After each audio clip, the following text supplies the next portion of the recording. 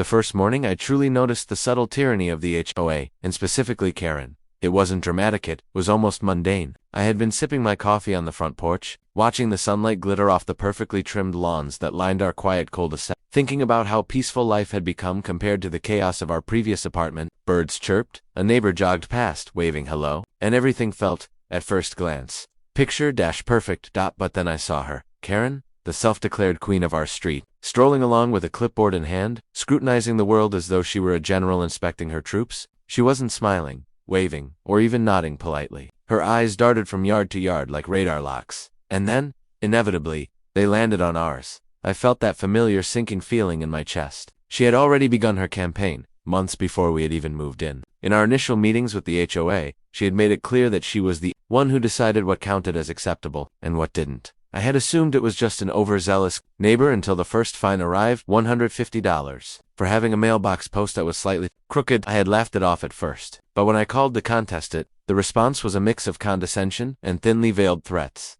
From then on, our lives became a delicate dance of avoidance and appeasement. Every leaf in our yard had to be accounted for. Every swing of the garden gate measured for correct alignment. Even the color of our porch furniture drew scrutiny. I learned quickly that nothing could be too small to escape Karen's notice. My spouse tried to reason with me. Let it go. She's harmless. Just do what she wants and we'll avoid trouble. But I knew better. Karen thrived on fear. She wasn't interested in harmony, she wanted control. And I realized the horrifying truth. She didn't care about community or order. She cared about power, and we were now in her CROSSHAIRS.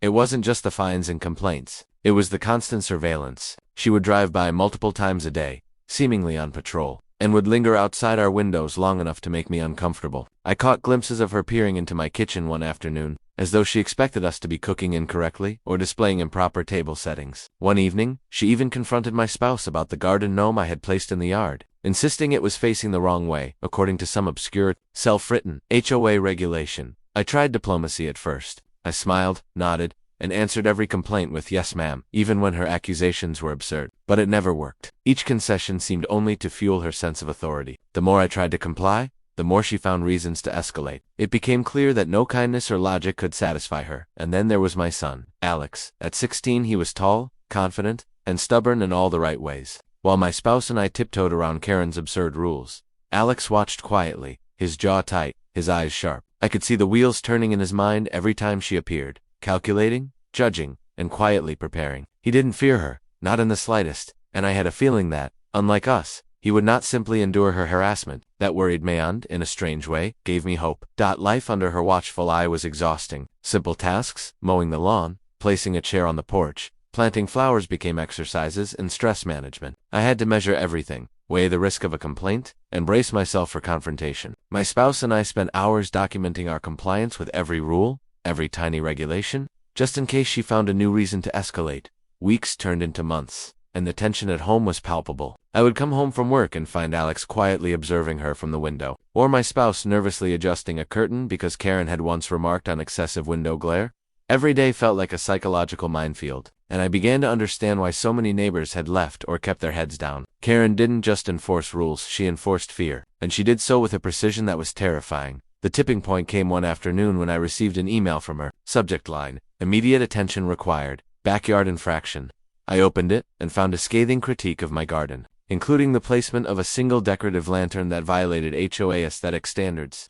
My hands shook slightly as I read it. It wasn't just a complaint, it was a declaration of dominance. I realized in that moment that life under Karen was not sustainable. The stress, the constant surveillance, the petty fines, it wasn't worth it. I began to explore our options. I researched every HOA statute, local law, and potential loophole. Could we leave? What were the financial and legal consequences? The more I learned, the more I realized that she had overstepped her power, and that leaving the HOA might not just be possible, it might be the best decision we'd ever make. At the same time, Alex had been quietly preparing his own strategy. He didn't say much, just watched and learned. One night, as we discussed the plan to leave, he looked at me and said, "Don't worry, Dad, I've got this." At first, I didn't fully understand what he meant, but I trusted him. I trusted that he had a plan, that his confidence was not reckless, and that he would be ready for whatever Karen might throw at us. The days leading up to our departure were tense. Karen, sensing some change in the wind, became increasingly aggressive. She lingered at the edges of our property, asked the movers intrusive questions, and even called neighbors in an apparent attempt to build an audience for our supposed infraction. I watched her from inside, a mix of anger and amusement rising within me. She had no idea how prepared we were and that we were no longer intimidated by her theatrics. I remember the night before the move vividly. I sat on the porch with my spouse and Alex, watching the streetlights flicker on. Karen's SUV was still parked in her usual spot, but I no longer felt fear. I felt determination. We had endured her petty tyranny for long enough. It was time to reclaim our lives. It was time to leave, and when we did, it wouldn't just be a quiet departure. Karen would realize, finally, that her reign of control had limits. That night, as I packed the last of the boxes and double-checked the moving paperwork, I glanced at Alex. He smiled faintly, a glint of mischief in his eyes. I knew, in that moment, that whatever confrontation awaited us in the morning, he was ready. And for the first time in months, I slept without dread, knowing that the next chapter, freedom from Karen, was finally within reach. The morning sun had barely touched the horizon when the rumble of the moving truck signaled that the day of freedom had finally arrived. I stood in the driveway, sipping a coffee that had gone cold from nerves, while my spouse barked orders to the movers. Alex, as always, stood back, observing, quiet but alert. The air was heavy with tension, not from the work ahead, but from a lurking presence I had grown to dread. Karen. She appeared just as the first mattress was lifted from the truck. Her SUV rolled down the street slowly, deliberately, like a predator circling its prey. I could feel her eyes on us even before she stepped out. Karen wasn't just here to observe. She had come prepared to assert her authority one last time. I took a deep breath. Today, we weren't just moving. We were standing up. "Good morning, ma'am," I said politely, trying to keep my tone calm. "How are you?" Karen's eyes narrowed. "Don't good morning me. What do you think you're doing?" she demanded, her voice loud enough to carry across the street. She waved a hand at the movers. This is illegal. You can't just move out without my approval." I swallowed my frustration. "Actually, we've reviewed the HOA bylaws and local regulations," I replied evenly. "All fees are paid, all obligations met. We're fully entitled to move." She huffed dramatically, folding her arms. "You think a piece of paper absolves you? The community depends on rules. You can't just—" "Ma'am," I interrupted, trying to remain calm despite the rising tension. "We're not breaking any laws. We're moving within our rights." Karen's face turned red as she muttered under her breath. Then, without warning, she pulled out her phone and dialed. I knew immediately what she was doing. She was calling the cops, hoping to intimidate us into stopping. Moments later, flashing lights appeared down the street, the unmistakable red and blue illuminating the edges of our driveway. Two officers approached, their expressions a mix of caution and curiosity. I stepped forward, holding paperwork in hand.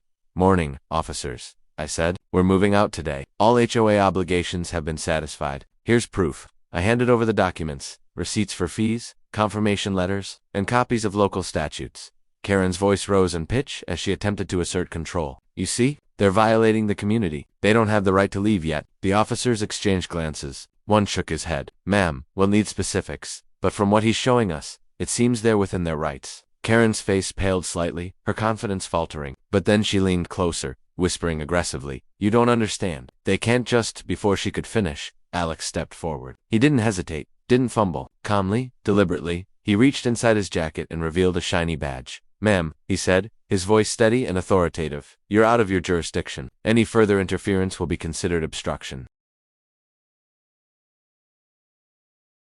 Karen froze. Her mouth opened, then closed, and her hands trembled. She had spent months acting like the neighborhood police, bullying, intimidating, and enforcing her petty rules. Now, faced with real authority, she was powerless. The officers looked at Alex, eyebrows raised. One asked, "Is he?" "Yes," I said quietly, my chest swelling with pride. "He's a certified reserve officer, fully recognized by the department. He is acting within the law."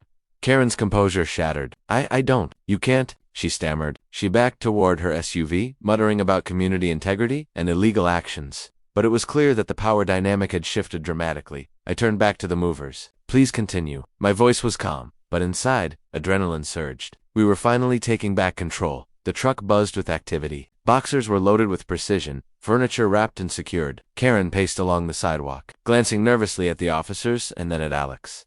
Every glance she cast was a mix of panic and fury, as if she couldn't comprehend how her tiny kingdom had crumbled in a matter of minutes. One of the officers stepped forward and gently addressed her. "Ma'am, he's within his rights. There's nothing we can do to prevent this move."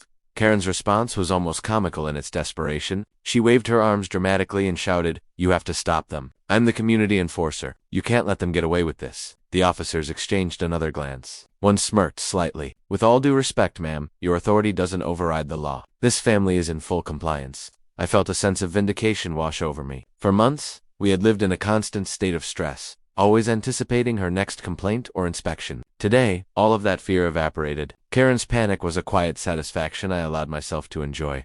The final piece of the confrontation came when a neighbor, who had been watching from across the street, approached Karen cautiously. "Maybe you should calm down," they said softly. "They're just leaving. There's nothing you can do." Karen spun toward them, incredulous. "You don't understand. They can't just leave. They'll destroy the community." The neighbor's calm reply cut through the tension. "Maybe the community will survive just fine without your constant control." Karen's face turned crimson. She muttered something under her breath, stormed back to her SUV, and drove off, leaving us in peace. The tension that had been thick enough to taste dissipated immediately. We continued loading the truck. Every movement a small victory over months of harassment. Alex stayed close to my side, calm as ever. I couldn't stop smiling. His poise, his preparation, and his confidence had prevented what could have been a tense or even dangerous encounter. Where my spouse and I had been careful and anxious, he had been firm and unflinching. Karen's panic was the proof that sometimes courage, combined with authority, could topple even the most overbearing bully. By the time the last box was secured, Karen was long gone, and the officers had returned to their vehicles. Giving us a final nod of acknowledgement, we had done it. We had stood our ground. We had taken back our freedom. And as the moving truck pulled away, I realized something important. This wasn't just about leaving an HOA, it was about reclaiming control of our lives, and showing that no matter how loud or relentless a bully may be, their power is only as strong as those willing to let it dominate them. Today, we had proven we were stronger, and that realization filled me with a quiet, enduring satisfaction. The street was quiet the morning after our dramatic exit. The moving truck had disappeared over the horizon, leaving an emptiness in its wake and a tension that still lingered in the air, while my family unpacked the first boxers in the safety of our new home. I couldn't help but think back to Karen. That woman, who had spent months building an empire of fear over our cul-de-sac, had been reduced to a frantic mess in front of law enforcement, my teenage son standing tall with his badge. By midday, the story had already begun circulating. One neighbor, curious and emboldened, had watched the entire confrontation from across the street, and couldn't resist sharing the tale in the neighborhood social media group. Within hours, screenshots, commentary, and rumors had spread like wildfire. The subject line alone was enough to make a reader pause. HOA Karen freaks out when teen shows badge during move. The comments poured in. Some were incredulous, some mocking, some cheering. "I can't believe she actually called the cops over a family moving out," one neighbor typed. "She looked like she was about to faint when he showed his badge," another added. By the afternoon, dozens of posts and reactions had appeared, many from neighbors who had long suffered in silence under Karen's tyranny. Her carefully cultivated reputation as the unchallengeable enforcer of community standards began to crumble with terrifying speed. People who had once whispered her praises in private were now openly questioning her judgment, her sanity, and her motives. It was as if a dam had broken. The neighborhood realized that their fear had been misplaced, and that Karen's authority had never been legitimate. It had been performative, theatrical, and entirely self-serving. I began receiving messages from neighbors, some I barely knew, sharing their own stories of petty fines, intrusive inspections, and harassment. One elderly couple admitted that they had been afraid to plant flowers in their yard for fear of a complaint. Another family revealed that Karen had demanded they repaint their garage door because the color didn't match the community aesthetic, even though it was within the approved palette. I listened, horrified but not surprised. This was a pattern I had recognized from the very first week we had arrived. Meanwhile, Karen's panic seemed to intensify. By mid-afternoon, I noticed she was driving erratically up and down the street in her SUV, muttering to herself, gesturing wildly, and even waving at neighbors who didn't acknowledge her. A few brave souls dared to shake their heads or roll their eyes at her antics. I could see the realization slowly dawn in her expression. She was no longer in control. The community she had manipulated, intimidated, and micromanaged was turning against her, and there was nothing she could do about it. The HOA board, previously silent under her dominance, seemed to adopt a strategy of cautious inaction. I later learned from a neighbor that they had convened in an emergency session to discuss the aftermath of our move. They were concerned that any attempt to challenge us legally would backfire spectacularly, especially after the incident with Alex's badge and the viral video circulating among residents. Karen had overplayed her hand, and now the board was quietly distancing itself from her, worried that her erratic behavior could tarnish the HOA's image permanently. Meanwhile, Karen attempted a few desperate maneuvers. I received an email that afternoon with the subject, "Immediate action required, HOA oversight." Inside, she demanded that I return to the neighborhood immediately to resolve outstanding compliance issues. The tone was manic, bordering on hysteria, but I ignored it. Every message, every frantic plea, only confirmed that she had lost her grip. The once mighty enforcer was now exposed as vulnerable, irrational, and, most importantly, irrelevant.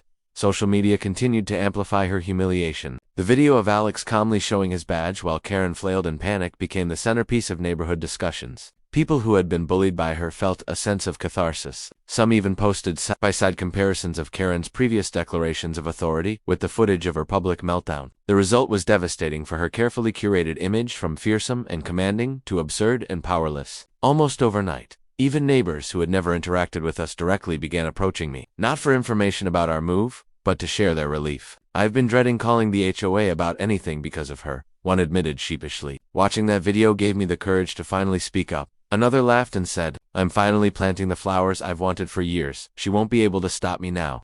The empowerment was contagious.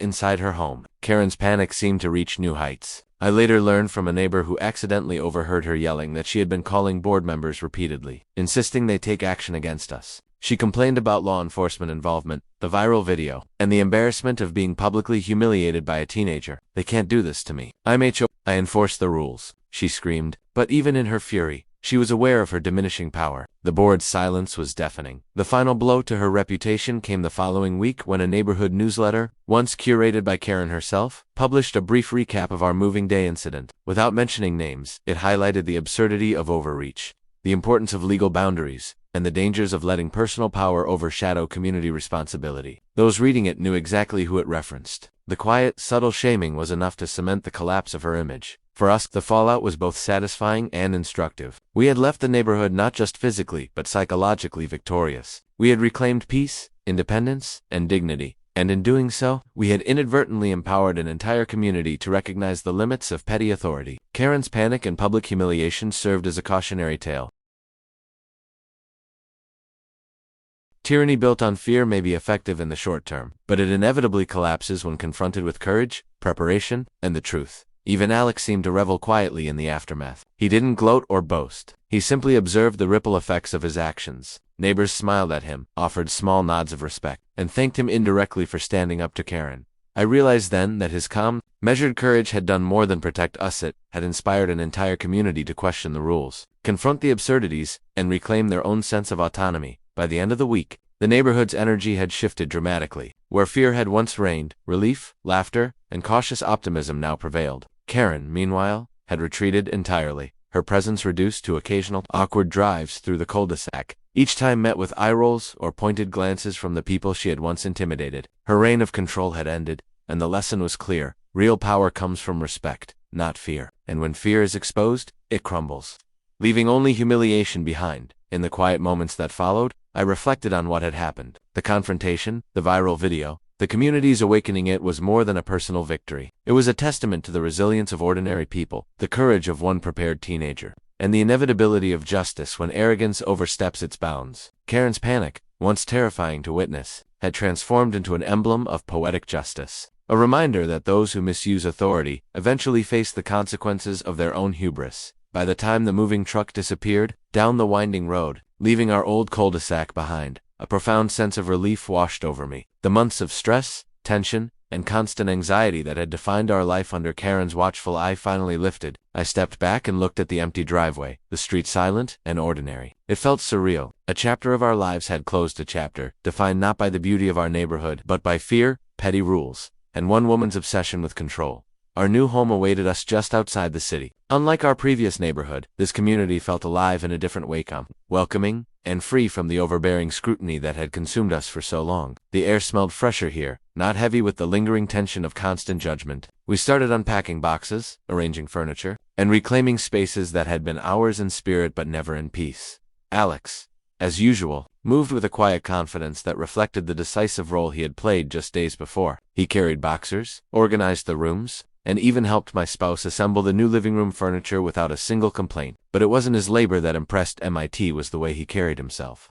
Calm, composed, and unshaken by the months of tension we had endured. He had transformed from a teenager quietly observing our lives into a hero in his own right, the one who had held the line and turned fear into empowerment. Even during the unpacking, I reflected on the chain of events that had brought us here. Karen's panic on moving day, the confrontation with law enforcement, the viral video, and her rapid public humiliation. It all seemed almost cinematic in retrospect. For months, she had wielded power like a weapon, enforcing her own brand of justice on anyone who dared live differently from her rigid vision. Yet, in the end, all her threats, fines, and intimidation crumbled in the face of legality, preparation, and courage. Our neighbors back in the old neighborhood began to reach out over the following weeks. Messages flooded in, stories of their own encounters with Karen, thanks for standing up, and even small anecdotes of newfound courage, inspired by our move. People shared that they were planting gardens, repainting doors, and finally taking small steps they had long been too intimidated to attempt. In a strange way, our departure had sparked a quiet revolution. We had left, yes, but we had also lit a spark that reminded everyone there.